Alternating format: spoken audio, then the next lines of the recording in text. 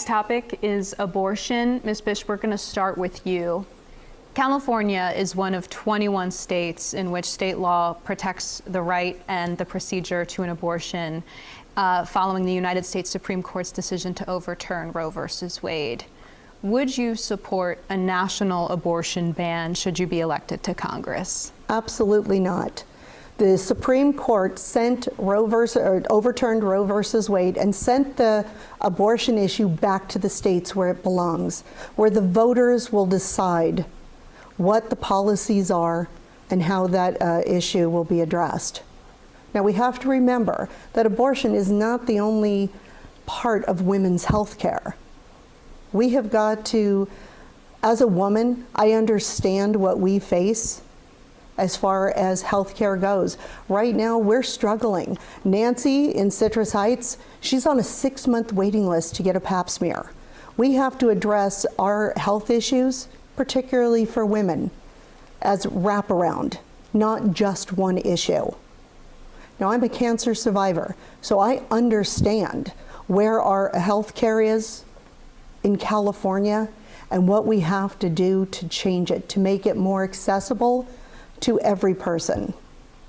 Thank you, Ms. Bish. Mr. Bera, we're sticking on this topic with you. California is seeing an influx of women as a result of the overturning of Roe versus Wade. Healthcare in this state is women seeking reproductive health care are coming from out of state. What would you do, or what should Congress do to ensure that the procedure remains accessible, not just for women in California, but from those neighboring states? So Ashley, I see this as a doctor. The oath I took was to do good, to do no harm, but really core to that oath is patient autonomy. Every patient, men and women, should be able to make their own healthcare decisions.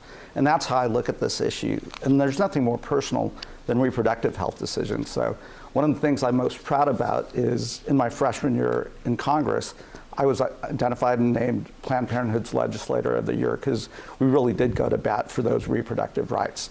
I think it's a shame that women in California have access to full reproductive health services, but a woman in Texas doesn't.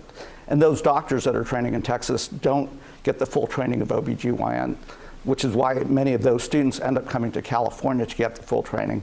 I think we ought to codify in Congress some of the protections that Roe v. Wade had. And any specifics as it relates to medical training, funding, anything that Congress could provide California to help? I mean, so we are at the state level providing some of that funding. I've talked to the various deans around the medical schools, the training programs. We've also introduced legislation at the federal level to help support some of those students that want to get full reproductive training coming in from states like Texas or Missouri, places where they have really restrictive laws, coming to California for us to train them. Mr. Bera, thank you.